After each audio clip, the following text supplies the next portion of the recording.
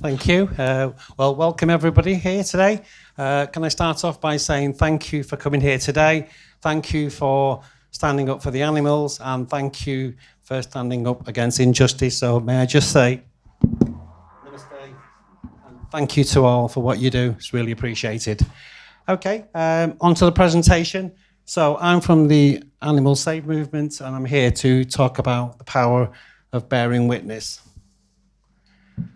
So most of you might know this story.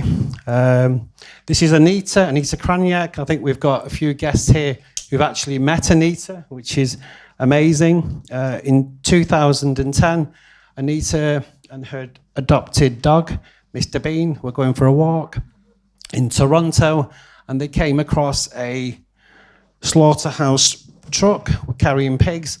She was so shocked by that injustice. What she wanted to do was to make a difference. She said to herself, somebody's got to do something about this. So what she did was she started doing vigils in Toronto. This was in 2010. In 2015, Anita was at a truck giving water to the pigs, and it was a hot day. It was 35 degrees, and the truck driver got out of the truck and stopped her from giving water. So she refused, and he called the police, and what happened was the police came and arrested her and charged her with mischief. She faced a 2-year trial, so this was Anita Kraniak versus the Toronto State. Fortunately, a human rights lawyer took the case on board. It was pro bono. 2 years later, Anita was found not guilty. That's what formed the basis of the Save movement, and as a result of that publicity, it went global.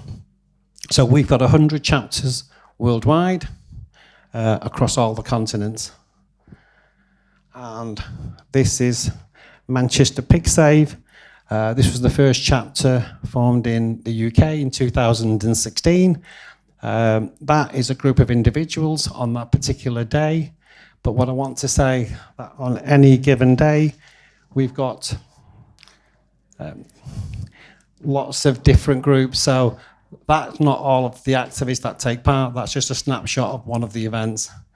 When me and Sil, my partner who's here, went to our first vigil, one of the first things that we were shocked to find was to find love and compassion. When you go to a hellhole like that, this is the worst place on earth. The last thing you expect to find is love.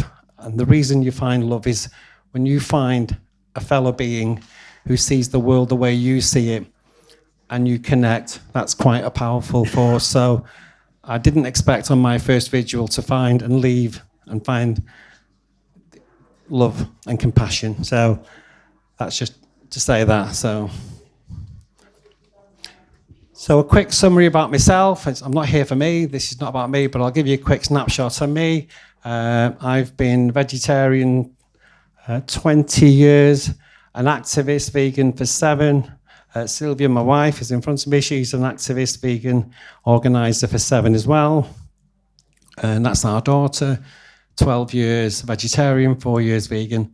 So we are a vegan family. But it's not about me or my family. It's about the activists. That's, again, a snapshot of the activists. That's Manchester Pig Save in Tulip, Ashton under Lyne.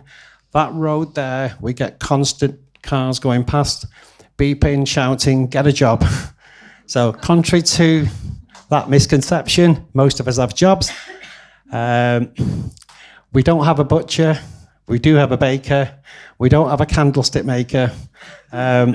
We've got shop workers, teachers. But because we're a love-based organisation, we attract the police, we attract doctors, we attract nurses. It's a safe place to come and bear witness wherever we do our witness. Now, I don't want anyone to feel uncomfortable. You've got a summary of myself and the activists. What I'd like to do is just to get a feel of the crowd here. So if you're comfortable, I'd just like to get a feel and ask you 3 questions. Have you ever been to a visual? Raise your hands. Thank you. You've never been, but you might consider going? Thank you. And the last one, and again, if you're not comfortable, you don't need to put your hands up. You've never been and would never go. Okay, thank you. Why we bear witness. So this is Leo Tolstoy. Most of you would probably be very familiar with that. I'm not going to read it out to you, but really it's about wherever you see an injustice, wherever you see suffering, you've got to confront that suffering. You've got to go closer, as close as you can, to try to help. And I think the purpose of bearing witness is when you are confronted with suffering, their suffering becomes your suffering. And I think that's the purpose of actually being there. So that's why we bear witness. Now, I'm going to play a short video. It's a 3-minute video. There's nothing graphic. These are still photographs. And there's only 2 themes. There's activists bearing witness and raising awareness. And there's the pigs on the trucks. So if you're comfortable with that, I'll put on the video. And hopefully you'll get an idea.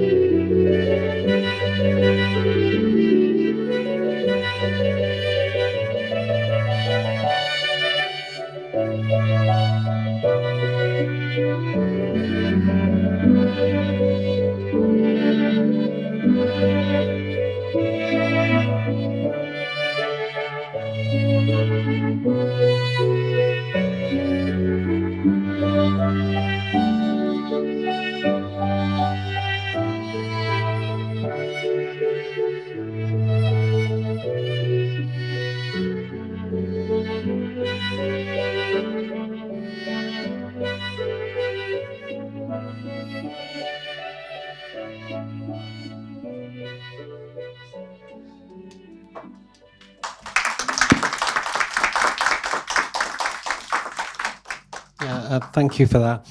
I try not to watch that video because those stills are the photographs we took. And whenever you see a pig that comes to you, and you know you can't help that pig, and you know that pig doesn't exist anymore. So it's upsetting. So thank you for, appreciate you watching that. But that's effectively what we do when we bear witness. So, what does bearing witness look like? I've chosen this slide because it's got the two components. It's got basically one of our activists. This is Jack. He's an organizer and activist, and this is him bearing witness through a truck, and you can see the cattle grid, and he's looking through on the other side. He's confronting what he sees. And I think for me, and I've spoken to Jack about this, and I think this is for me as well, or maybe I'm speaking for myself, when you're confronted with what you see, really what you're confronting is yourself. Because now that you know and you walk away, the moment you walk away, you know what's happening. And the question is, what are you going to do about that? So for me, it's about confronting the animals, confronting the abuse, but more importantly, it's about confronting yourself. So what's our aim? Well, like all of us, we want to change the world, but we'll just settle for what we can change in our community. That's one of the trucks going to the slaughterhouse in Manchester, and on there is a quote which most of you might know from Margaret Mead: "Never doubt that a few group of individuals can change the world. Indeed, it's the only thing that ever has." So, look, we'd all like to change the world, but we'll settle for what we can change in our community. And I think later you'll find something where we've made a difference. I always bring it back to the animals. That's why we're here. Each one of these is an individual, its own purpose for being, and its own reason for being on this planet. And all of these, obviously, are no longer here today. So, you know, it's important for all of us to remember why we do activism is for the animals. So we do our activism spring, summer, autumn, winter. This was a winter day. Yeah, there are some days where you're wet, you're cold, feeling miserable, you've took your day off work and you're drenched, and you need a sign. And this is the universe speaking to us with a rainbow, just to give us some hope, to say, you know, there's bigger forces at play. So, yeah. And again, this is just some of the outreach on the right-hand side. So we're a cross-based community. We're inclusive. What we have is the runners taking part in an annual vigil. This is mainly the vegan runners. We team up with them. We have an annual event every year where we have a run. This run was actually held at the slaughterhouse. So we had a couple of hundred runners taking part. That was formed two purposes. One, they got to bear witness. They got to see what happens. Secondly, they ran for the animals, and they raised £2,000. So this is an annual event where we raised around £2,000, and that money is donated to animal sanctuaries every year. So, okay. So what's our values? We stand for two things. We stand for love, and we're against injustice anywhere.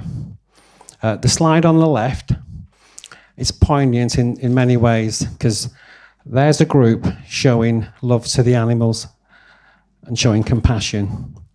The bit that's poignant to me is that's Tiffany with her baby. She's looking after her child like we all do. But in that truck, there are 300 baby pigs, and there's no one there to comfort them. So that's particularly poignant to me and symbolic to me, to say we're a love movement. What I also want to point out with that love, I've not put an asterisk there. So it's love, it's an unconditional love. That love extends to the security guards, who you'll see at the bottom, and the drivers in the truck. We're not asking for, I'm not asking anyone who's eating meat to show compassion to animals if I can't show compassion to somebody else. So it's an unconditional compassion. And just to stay on the security guard, we got to the point where when we went out, they would come out with us. One of the security guards went vegan. So it's just to say our approach, you know, makes a difference. I'm not saying everyone should adopt that approach, but that's our values. The other one is that we're against injustice anywhere. That's our banner. It's a Martin Luther King banner. It's injustice anywhere is a threat to injustice everywhere. That was true in the 1960s for the civil rights, and it's true for when we're there, we were at Gay Pride. It's true at Gay Pride. It's true against any injustice, and we adopted those values to say we're against injustice, full stop. So last year we decided to go to Auschwitz. Now, I want to clarify this. We're not comparing what happened with the Holocaust to what happens at the slaughterhouse. The reason we went to Auschwitz was to see what we could learn and pay our respects. We were there for 3 days. We had a tour guide for 7 hours. And one of the things the tour guide operators kept telling us was, you have to tell their story. You have to tell their story so that this doesn't happen again. And that's what we walked away with. And that's on the right, us bearing witness, and we're telling their story. The animals don't have a voice. We are their voice, and we have to tell their story, whether we tell it to our family, our friends, our co-workers, whether we do it on social media. We have to tell that story so that no one can ever say, in 40 years' time, I didn't know. So that's the lesson that we've learned from Auschwitz. So again, I'm not, comparing the two, but we can learn lessons from history. And if we don't learn lessons from history, we just repeat the same atrocities. This is, I put that slide there because that's the most common thing that I get asked. I get asked this by vegans as well. Most people say to me, well, I'm vegan. What's the point of going? They're going to die anyway. Or what I would say, to give a different example, would be to say, all of us have lost loved ones. When your mother or father or grandparents are in hospital and we get the call to say they're going to die anyway, they're going to die, what are you going to say? You're not going to say, well, I'm not going to go because they're going to die anyway. You're going to go. And the reason you go is to show compassion, solidarity, support. You're going to be with them on their last hours on this earth. So if that applies to loved ones, it's not like we've given their own kind to show them support. So we go to show support. The other reason we go, obviously, is to be their voice and tell their story.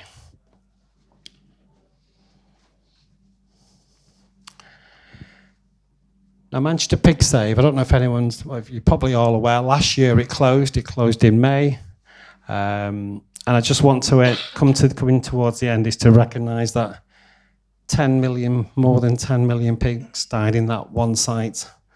So I just want to make sure we have one individual, one face. If you can remember, whenever we bear witness, there's always one pig you connect with. So there's one, that one pig had its own purpose for being, its own reason for existing, and we denied that. So, in memory of the 10 million pigs that were killed in Ashton. Yeah, and I just want to end with where it began with Anita. Anita Kraniak said, someone's got to do something, and she started the Save movement.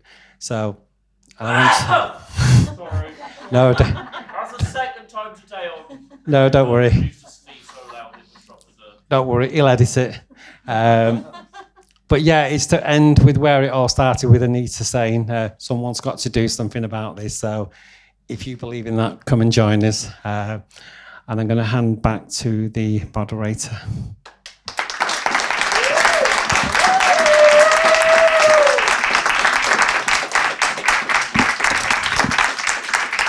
Thank you. I just want to say one last thing, and then going back to you. Namaste to you all. Thank you. Back to you. Cool. We've got time for a few questions. I don't see any on the app. If anyone does want to ask any anonymously, you can still do that. But we'll go and then... Thank you. That was a great talk. Thank you. So, I'm going to get emotional, sorry. Take your time. I only ever go to the cow vigils at the minute because they're the ones that are near me. But I'd love to come to pig vigils because I feel like we're closer to pigs than we are other animals. But do you just do Manchester or do you do all the others? So, Sorry. no, thank you. Well, first of all, thank you for the emotion. I appreciate that. And I recognise that, and I'm sorry for the hurt. It's a global movement. There's quite a few chapters in the UK, so we cover Manchester and the Northwest. So Manchester, the one in Ashton is closed, so that's a great news. So we've moved to Woodhead, which Woodhead is bigger than Manchester, and they're Morrison's. And Morrison's have this lovely slogan, more reasons to shop at Morrison's. Well, we've got more reasons not to shop at Morrison's. There's 3,000 pigs, 1,000 cattle, 1,000 sheep. It's horrific, and we've just moved over there this year. So look, we'll go from place to place. What we want to cover, and I went back to before, we can't change the world, but we can change what happens in our community. You know, you start with your family, your friends, your workmates, and what happens in Manchester. So we picked the Ashton one. That's closed. We've now gone to Preston. Sil. If you Google animal save, it'll come up with all the different areas that you can go and bear witness. It's Animal Safe that I'm with at the minute, who I go to for the cow vigils, but Right. I would like to do there's a slaughterhouse.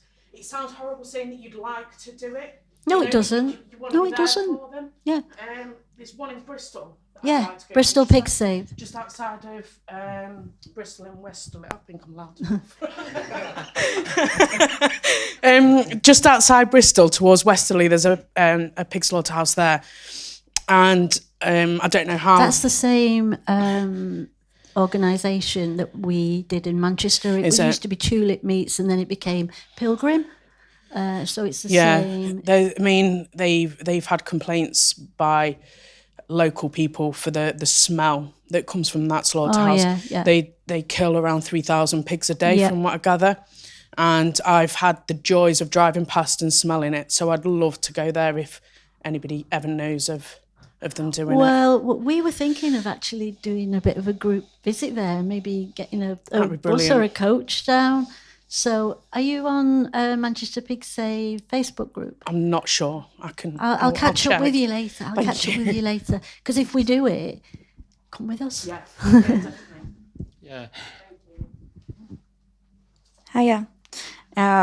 My question is, a big part of bearing witness is getting the images of the animals out there on social media and raising that awareness, and so that we can reach non-vegans with, seeing the animals and connecting with the animals. So do you have any advice on how to effectively share the videos, pictures, to reach the most amount of people possible and make the biggest difference? I'm looking to Leah there, whether she wants to comment on just on the social network aspects, the best way to promote. We don't worry if you haven't. Yeah. Do you want to? So we all have different roles. So this is. We have a Facebook group. How many members have we got, Aaron? 26,000 Facebook group. We also have a Manchester Pig Save Facebook page, which is a public page.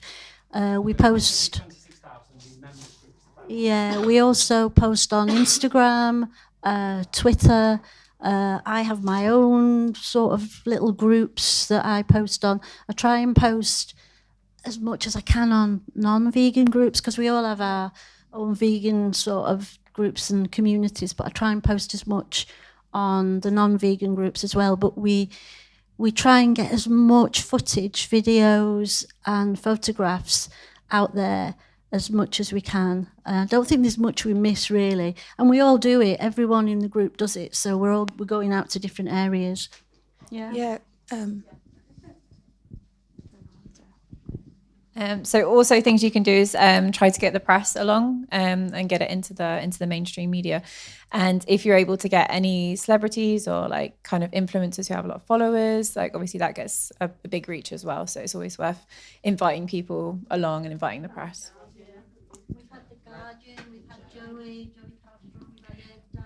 Yeah, can I just go on to that point? Just to, I said that, we want to change the world. Actually, you just have to do what you have to do, and it's amazing. So we've had visuals there. Joey Carbstrom's Earthling, Ed's been there. They promoted it. We've had the Guardian newspaper do a feature. There's a YouTube that they did a documentary about Manchester Pig Save. So it's amazing what you can do. But just even at grassroots levels, and I'll tell you the story about my daughter, which we're all familiar with. One Christmas, me and Silver went vegan. We try not to mention the V word. And it popped up, someone prompted me, we're having a conversation. My own daughter, I caught her rolling her eyes to somebody else. And I thought, oh my God, that hurt. That's my daughter rolling her eyes at her dad. She went vegan. Her friends have gone vegan. Her friends have gone active. So even in a small way, you can make a difference. But yeah, when we started this, we didn't expect the Guardian newspaper. Before that closed, the Financial Times were coming down. So we've had a lot of interest. So yeah, just put it out there and see where it takes you. Well, thank you for what you do. Have we got a microphone? Cool. We've got time for one quick question. So, there's just two more. Go on. well, if you're really quick, I'll make it a quick one. I have seen on the Facebook page that the drivers do slow down and they allow you to bear the witness. So that kind of implies some degree of consent. So I'd quite like to know about what the relationship is with the actual slaughterhouses. Yeah, great. And I'll be quick. We're a love-based movement. We contact them. We've organised this. It's all pre-arranged. It's all agreed. My interest is to look after them. Their interest is to look after us. We want a peaceful vigil. We're all on board. Thank you. Hiya. I just was wondering, how do you deal with it mentally with doing this, having to deal with this horrible, horrible thing and knowing that you can't actually change. You can have an impact on the pigs, you can comfort them, but you can't stop them from being killed. How do you deal with that with your mental health? Good question. So the first time it happened, me and Sylv were there, and I remember we've been together over 30 years, and it's the first time I remember looking at Sylv's eyes and thinking, and apologies, but what the hell have I seen? And I looked into her eyes. I was traumatized. I could see, I've not seen her cry for ages. And that night when I was in bed, cold, you have a flashback of that day. All I can say is that no matter what I feel, it's nothing to what they feel. And no injustice will last forever. That's just a given. So, and on the days we do support, and that's what sort of helps us. So we're a community, we help each other. And look, I've been doing it 7 years, we've been doing it 7. Collectively, the whole group has been together. So we support each other. And yeah, it's tough, but as long as you've got your family with you, you'll be good.